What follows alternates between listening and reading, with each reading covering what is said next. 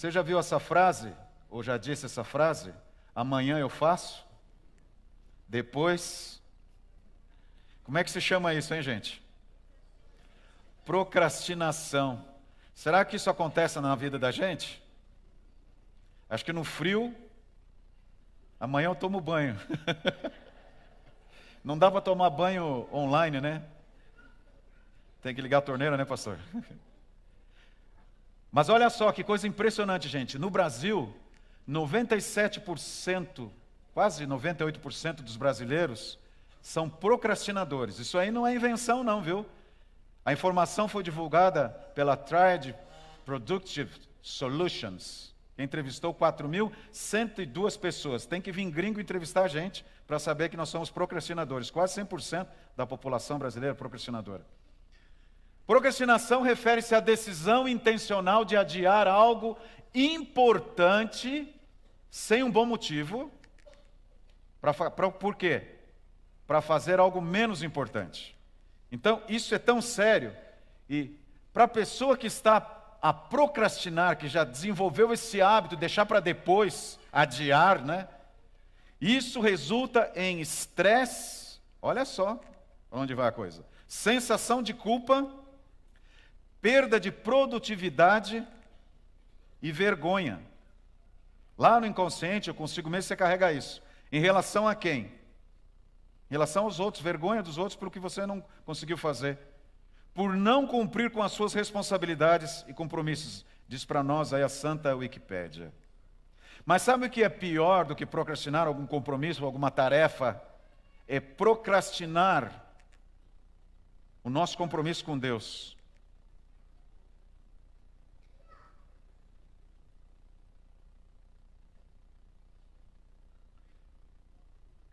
A nossa prioridade com Deus. É deixar de colocar Deus como prioridade na nossa vida. Porque a gente vai adiando isso, e tem outras coisas que estão tomando lugar, a gente sabe disso. Tem outras coisas que fazem parte da nossa vida, a gente sabe disso, que não são as melhores, mas nós estamos deixando primeiro, e Deus para depois. Amanhã eu vou resolver isso. No próximo culto, na próxima semana de oração, no próximo evento da igreja, depois. Mas como isso acontece? Por que isso acontece? E que problema isso traz para a gente? Vamos ver na Bíblia uma história para a gente entender isso. E como tem poderes por trás trabalhando. Poderes que estão por trás da nossa vida e que nós precisamos tomar a decisão hoje, nesse momento. Vamos lá para Êxodo, capítulo 1, então. Versos 5 a 7 é o texto que eu separei com vocês para a gente iniciar. Vamos lá. Diz o texto assim: todas as pessoas, pois, que descenderam de Jacó foram 70. José, porém, estava no Egito. Faleceu José e todos os seus irmãos e toda aquela geração.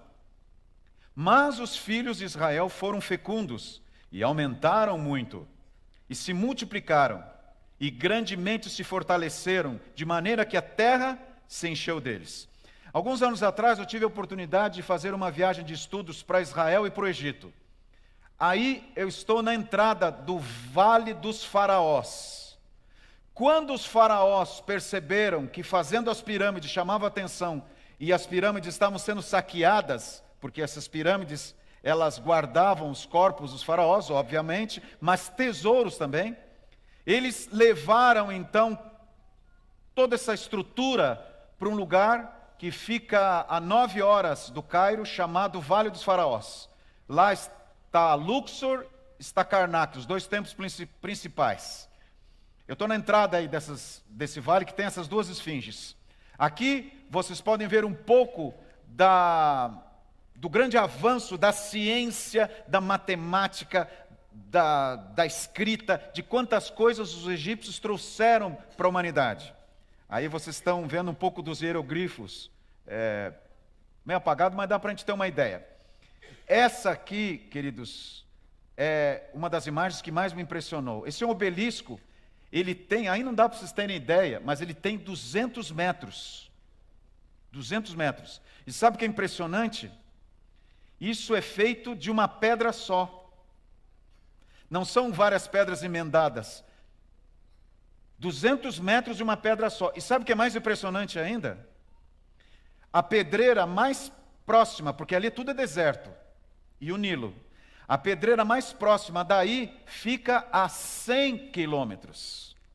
E eles não tinham trator nem caminhão. Como é que eles levaram essa pedra e fizeram esse obelisco de 200 metros? Aí você acha que é impressionante? Então, para você ter uma noção, olha o tamanho das colunas. Não sei se a imagem dá para vocês verem, mas aqui, gente, aqui são colunas. Aqui estão as pessoas, estão vendo aqui? Aqui estão as colunas. Eu não consegui pegar todas as colunas, vai tela para cima. Praticamente quase a mesma altura, quase 200 metros as colunas do templo de Karnak. Isso a arquitetura egípcia já naquela época fazia, e hoje impressiona a sociedade, profissionais dessa área de construção e arqueologia ficam impressionados com isso. Dá para colocar lá, acho que saiu o PowerPoint lá para mim, por favor, dá para colocar na tela de novo? Obrigado.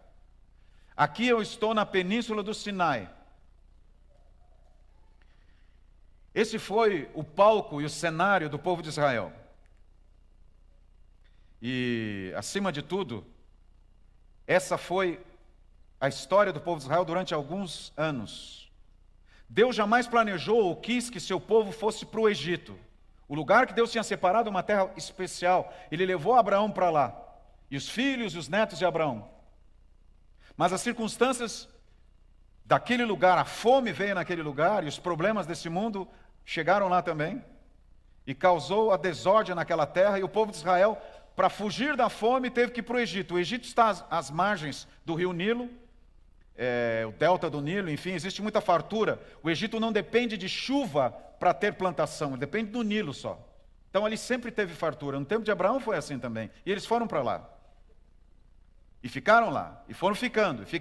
Diz a história que eles foram se multiplicando naquele lugar. Mas Deus não queria. Então Deus suscitou um livramento que sobressaiu a maldade dos irmãos de José e as obras do mal que havia tentado destruir o povo de Deus. Primeiro com a fome e depois lá no Egito. E agora, o Senhor, na sua sabedoria, atuaria para livrar o seu povo dos encantos e futilidades do Egito. Queridos, não pensem que o Egito era um lugar ruim. Era o melhor que se podia encontrar naquela época. Já naquela época havia situações e estruturas dentro do Egito que nem em um outro país havia. Era um lugar bom de se viver. E o povo de Israel viveu muito tempo bem ali. Tinha até separado um lugar para eles morarem. Mas Deus tinha outro plano para eles. Deus jamais desiste da gente. Mesmo que as consequências do pecado desse mundo façam coisas contra a vontade de Deus. Todo o céu está interessado em nós. Amém? Todo o céu está interessado em nós. Agora, olha o que diz o verso 8, na sequência da história. Entre mentes, e aí a história muda. O povo de Israel estava acomodado naquelas circunstâncias. Estava até já influenciado pela cultura egípcia, pela idolatria egípcia. Aí então, o cenário muda. Entre mentes se levantou um novo rei sobre o Egito, que não conhecera José. E ele disse ao seu povo, o que ele falou? Eis que o povo dos filhos de Israel é mais numeroso e mais forte do que nós. Eia, usemos de astúcia para com ele, para que não se multiplique e seja caso que, vindo guerra, ele se junte com os nossos inimigos, peleja contra nós e saia da terra. Deus jamais planejou que seu povo sofresse. Nunca quis isso. Mas Satanás, mais uma vez, estava determinado em destruir o povo de Deus. E ele tinha duas estratégias. A primeira delas era fazer com que o povo de Deus se esquecesse da terra prometida e achasse que aquele lugar era o lugar melhor para eles ficarem. E a segunda era atacar diretamente o povo de Israel. E diz aqui que o Egito, a liderança, o governo do Egito começou a implicar com o povo de Israel. Satanás quer ver-nos destruídos, ele não quer nos ver fortes. Porque Satanás sabe que em Cristo nós somos fortes, mais fortes do que ele. E aí ele planejou nos destruir. Séculos depois, Pedro escreveu, 1 Pedro capítulo 5, verso 8 e 9. Sede sóbrios e vigilantes, o diabo, vosso adversário, anda em derredor como leão que ruge procurando alguém para devorar. Resisti-lhe firmes, diz Pedro. Mas Satanás, ele não quer que a gente se aproxime de Deus e que saia dessa terra. Ele não quer que a gente saia deste lugar para a nova terra. Porque ele perdeu esse lugar e não quer que a gente receba o lugar que ele perdeu, a vida eterna que ele perdeu, e a alegria de viver ao lado de Deus. Mas tem uma coisa que o inimigo não pode tirar de nós: a minha decisão, a sua decisão. Diz o texto do Primeiros Escritos, este mundo não é nosso lar, mas somos peregrinos e estrangeiros aqui, a caminho de um país melhor. Mas infelizmente nós temos esquecido isso. Parece que aqui é o nosso lugar. Não sei você, mas eu às vezes fico me vendo acomodado, tentando me acomodar mais aqui. E foi isso que aconteceu com o povo de Israel. Satanás queria que eles se esquecessem da terra prometida e do lugar que Deus havia preparado para eles. Queridos, não somos habitantes desse mundo tentando ir para o céu. O que nós somos? Somos cidadãos do céu voltando para casa. Amém? Aqui não é nosso lugar. Primeira coisa que o inimigo faz: nos distrai e nos faz olhar com olhos interessantes para cá. Segunda coisa, ele nos ataca, ele nos persegue, ele nos faz sofrer. Porque ele não quer que nós tenhamos as bênçãos do céu. E aí o que acontece na história? Capítulo 1, verso 11, diz assim: e os egípcios puseram sobre eles feitores de obras. Olha só, primeiro dificultaram a vida deles, agora começaram a atribular a vida deles, começaram a tornar a vida deles complicada. Diz aqui o texto, para os afligirem com suas cargas. Mas olha o que acontecia com o povo de Israel. Quanto mais os afligiam, o que acontecia? Tanto mais se multiplicavam. E tanto mais se espalhavam, de maneira que se inquietavam por causa dos filhos de Israel. Então os egípcios com tirania faziam servir os filhos de Israel. E lhes fizeram amargar a vida, com dura servidão, em barro e em tijolos, e com todo o trabalho no campo, com todo o serviço em que na tirania os serviam. Satanás quer manter você ocupado com os fardos e até com as futilidades dessa vida, torná-la difícil, iludir você que tem determinadas saídas, alternativas para você, mas continua aqui, continua lutando para permanecer aqui, para resolver os seus problemas. Isso vira um ciclo. Enquanto isto, tira de você a prioridade de se preparar para ver Jesus. Durante mais de 4 gerações, eles haviam desfrutado dos benefícios da vida moderna e confortável do Egito. E aquilo se tornaram interessante para eles. Mas agora eles estavam sentindo na pele, naquele lugar pagão, administrado pelo mal, que não era a terra deles. Sentiam literalmente na pele que eles precisavam voltar para casa, para Canaã. Então, por isso que Deus permitiu que eles conhecessem qual é o grande projeto do anjo caído para esse mundo. Não é um mundo confortável. É um mundo de dor, de injustiça, crueldade, desesperança.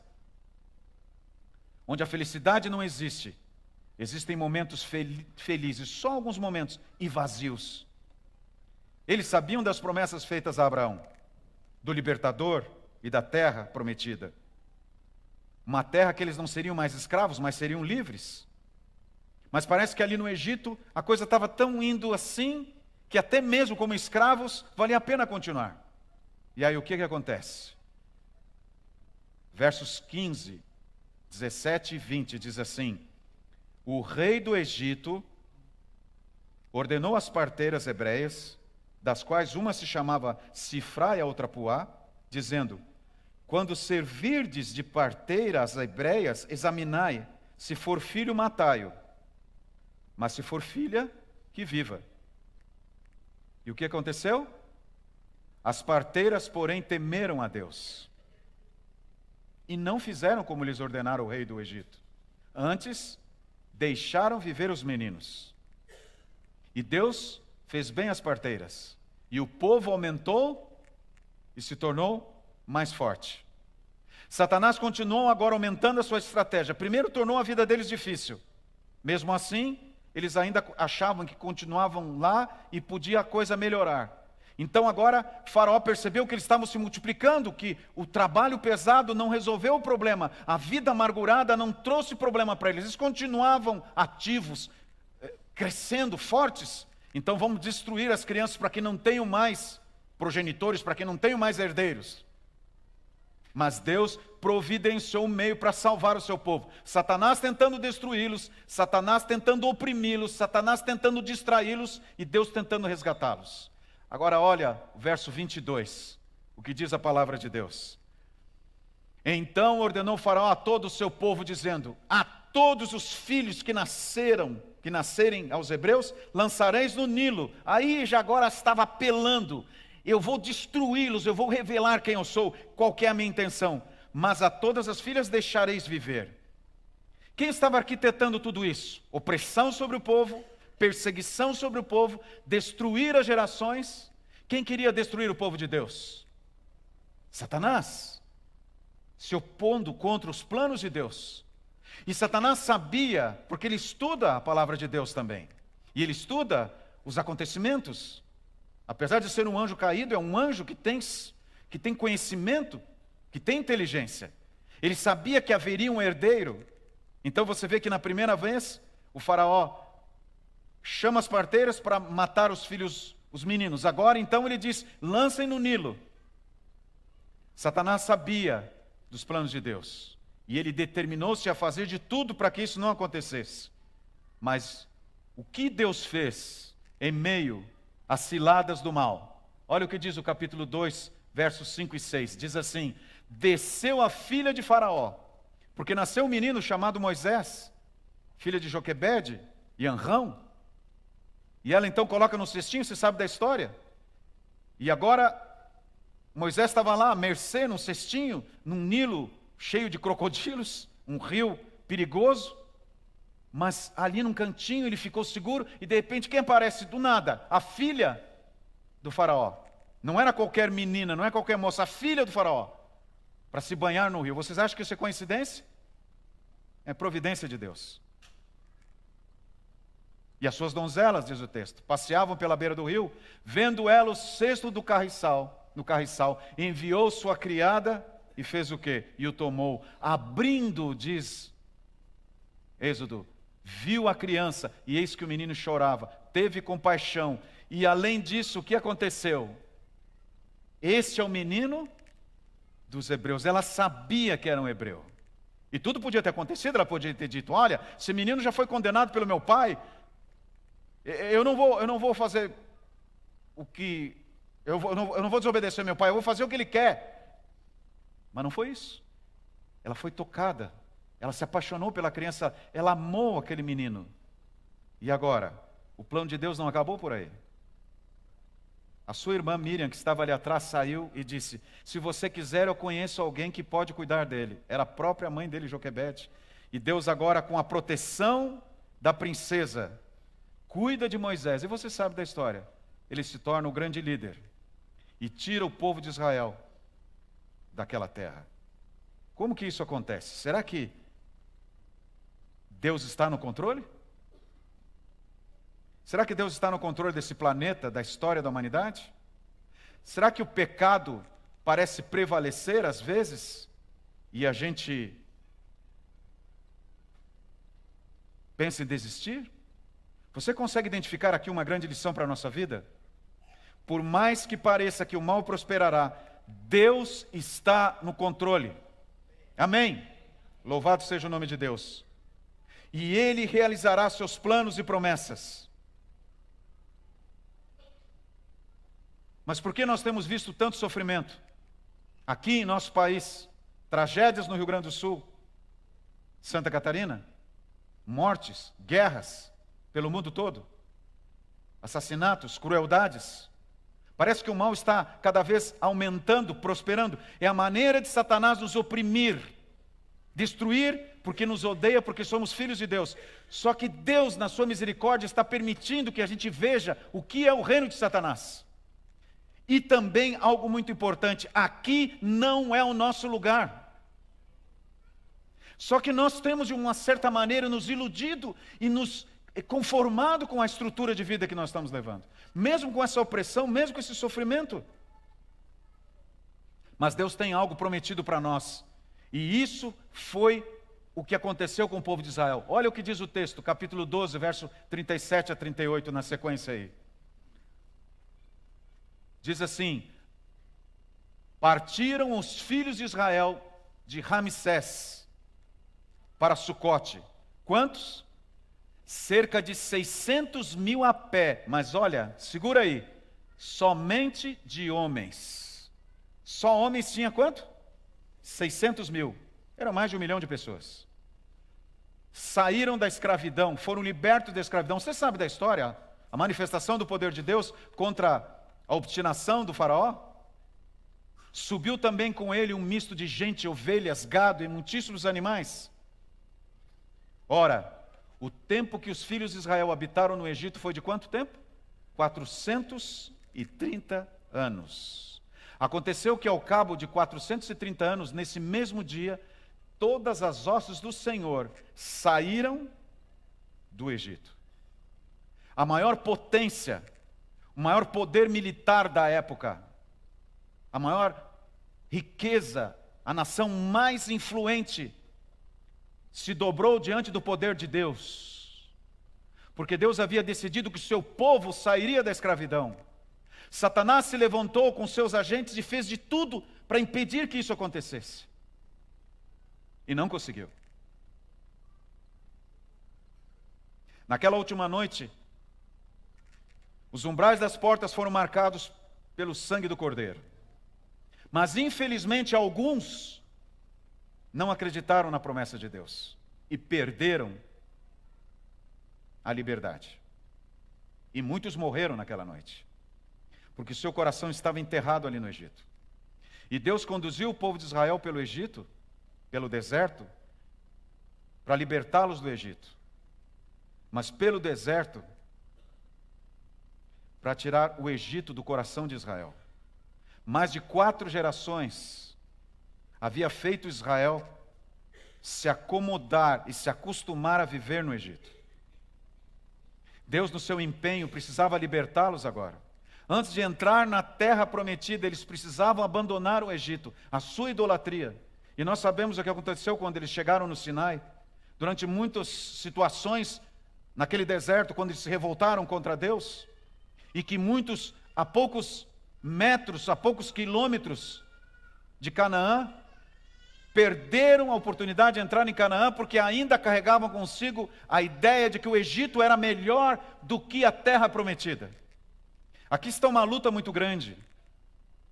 E olha o que diz o livro Primeiros Escritos. Muitos que professam estar aguardando a iminente volta de Cristo, estão fazendo o quê? O que está escrito aí na tela? Estão se conformando com este mundo. E eu, como pastor de vocês, preciso falar para vocês, eu preciso falar para mim, e essa madrugada eu falei primeiro para mim, porque isso eu percebo que muitas vezes eu estou fazendo. Estou me conformando com o mundo. E é impressionante, por quê? Porque nós não temos um faraó no poder, mas nós temos o Deus desse mundo, o príncipe do mal, que continua oprimindo o povo de Deus e oprime a gente. Faz a gente derramar lágrimas, faz a gente sofrer, e a gente ainda fica achando que este lugar é bom para vivermos. Não é bom. Jesus precisa voltar. Amém? Para que a gente pare de sofrer. Quantas pessoas que nós amamos, nós perdemos.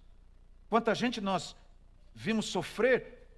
Particularmente, eu tenho recebido notícias de amigos, familiares que estão sofrendo lá no Rio Grande do Sul, perdendo tudo, A minha família perdeu tudo, ainda hoje está num abrigo, dependendo do governo para resolver a sua situação. Não tem mais casa, a enchente levou tudo embora. Que coisa cruel, triste. Como é que pode alguém agora, a água abaixa e não tem para onde voltar? Nem emprego, porque o próprio comércio está destruído. Como é que vai ficar esse estado daqui para frente? E o mundo, a Ucrânia, Israel. Gente, quanto sofrimento esse mundo traz. E na vida que a gente tem todo dia, a gente vê pelas telas, pela janela da nossa casa, e a gente ainda acha que esse mundo está bom. E ela continua dizendo, esses que ficam acostumados, ficam buscando mais fervoroso aplauso dos que os cercam do que a aprovação de Deus. É o tal do politicamente correto, né? Isso tem levado muitas pessoas ao sincretismo. Aquela velha história, todas as religiões levam para Deus, né? Todos os caminhos levam para Deus. Não é assim. Deus só tem um caminho. E nós precisamos escolher o certo. O povo de Deus precisa se levantar e definir de que lado ele está. Mas o inimigo, mesmo nos oprimindo, nós não estamos sozinhos. E talvez eu neste momento preciso dizer o que Moisés disse para Faraó.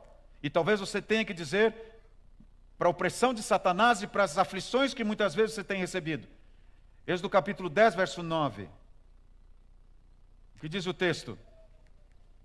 Olha só, essa frase de Moisés.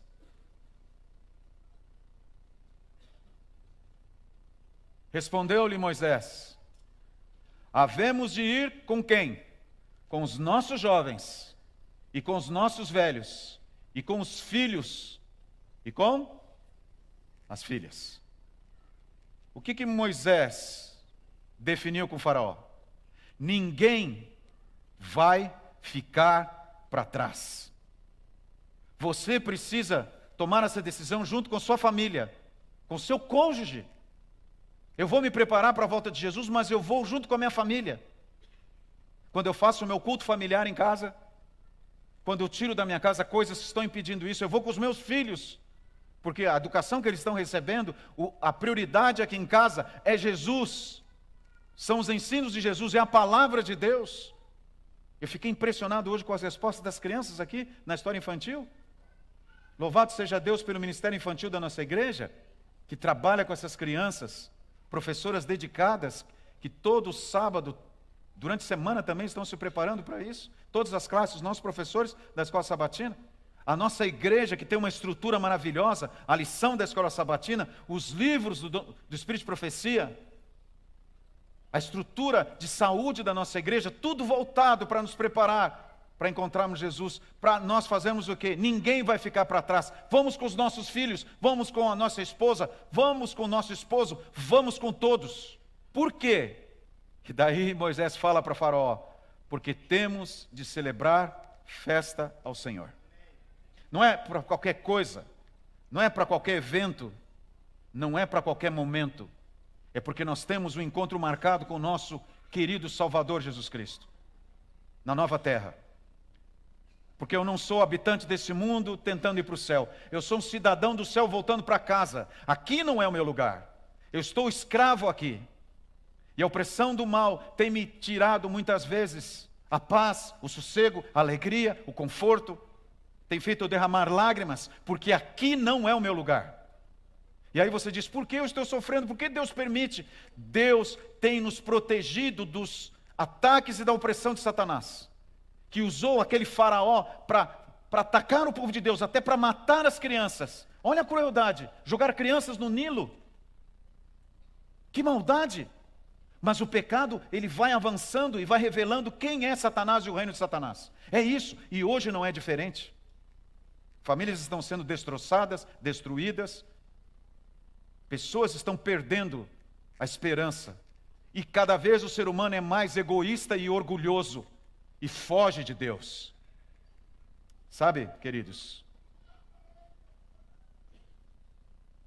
O verdadeiro consolo e gozo do cristão tem de estar aonde? No céu. não é aqui.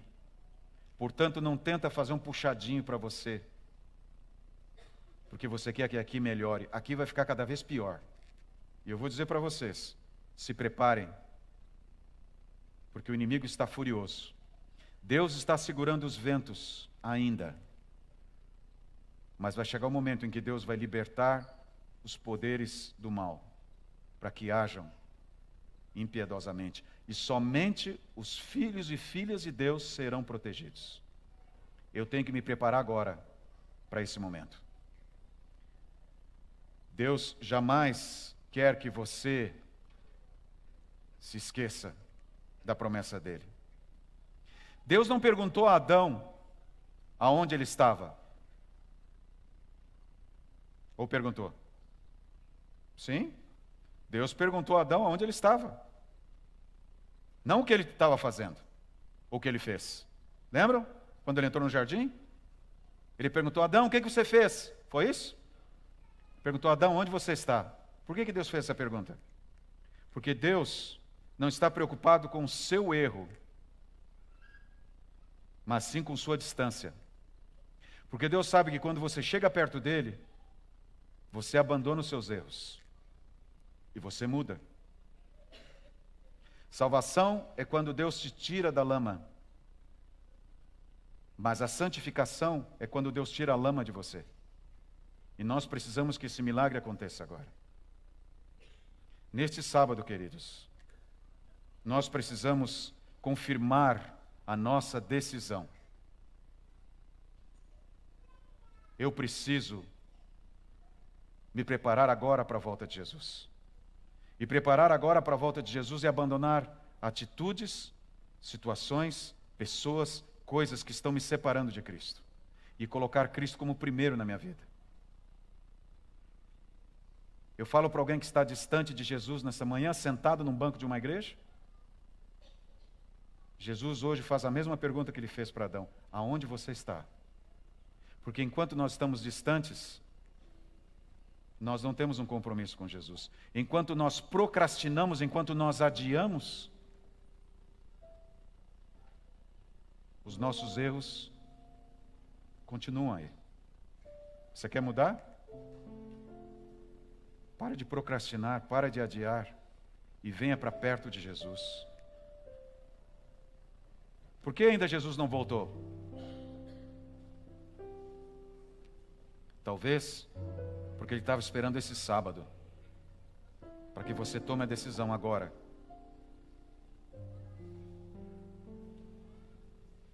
De se preparar agora. Não amanhã, não depois, agora. Para encontrar-se com Jesus. Alguém nesta manhã precisa dessa decisão? Alguém precisa reforçar a decisão? Alguém precisa fazer essa decisão? De confirmar a sua entrega para Jesus e se preparar para se encontrar com Ele? Eu estava caminhando na beira da praia com meu pai, lá em Santa Catarina. A gente tinha alugado uma casa lá nas férias. Meu pai não tinha aceito Jesus, e a minha mãe orava por ele todo dia. E eu falei: pai, por que você não aceita Jesus? Por que você não faz um compromisso com Jesus? E ele disse para mim assim: eu não quero fazer como muita gente da igreja aí que vai para lá daquele jeito e fica fazendo as coisas erradas. Eu quero fazer as coisas certas para depois ir para Jesus. Falei: pai, não é assim. É o contrário. Você tem que ir do jeito que você está. E tem que fazer um compromisso com Jesus. E aí você vai sendo transformado pelo poder de Jesus. Ele falou assim: não, eu não acredito nisso. Eu fiquei muito triste. E eu continuei orando para o meu pai. A minha mãe orava por ele. Eu orava por ele. E nada de decidir. Era um homem muito duro nas suas decisões. Mas depois de 20 anos que a minha mãe orou por ele, que nós oramos, ele tomou a decisão de aceitar Jesus. Ele aceitou Jesus como seu Salvador. E quando ele voltou daqui de São Paulo para casa, ele nunca imaginou que aquela seria a última vez que nós nos veríamos. Porque naquela noite de 3 de julho, ele perdeu a vida num acidente de carro, com 49 anos. Mas ele havia decidido: não vou deixar para depois, vai ser agora. Chega de procrastinar, chega de adiar. Eu vou me preparar agora para ver Jesus. E ele nem tinha tanta experiência. E naquele dia, foi o último dia da vida dele. E você e eu? Estamos sentados no banco da igreja e achamos que dá para levar mais? Jesus não voltou ainda porque ele estava esperando esse dia de sábado para você tomar a decisão de deixar a procrastinação, de parar de adiar e fazer a sua entrega hoje para Jesus. É agora. Pensa nisso enquanto a Joyce canta sobre essa esperança.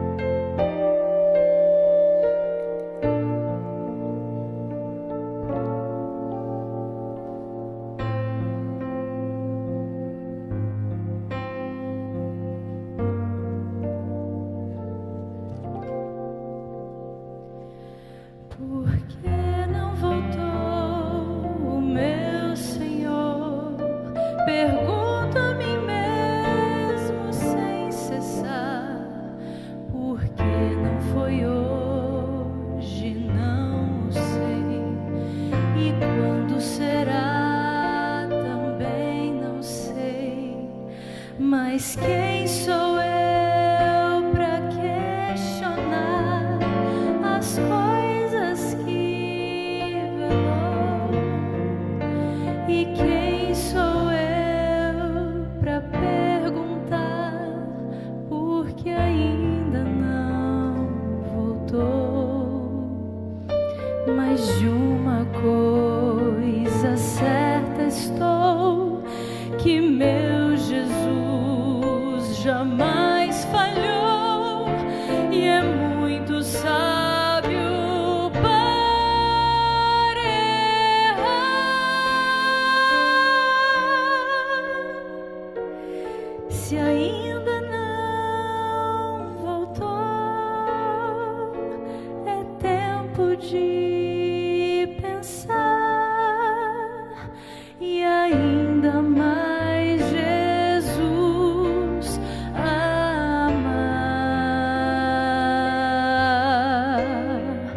quem sabe está a esperar que eu tenha mais fervor, a fim de encontrá-lo em paz.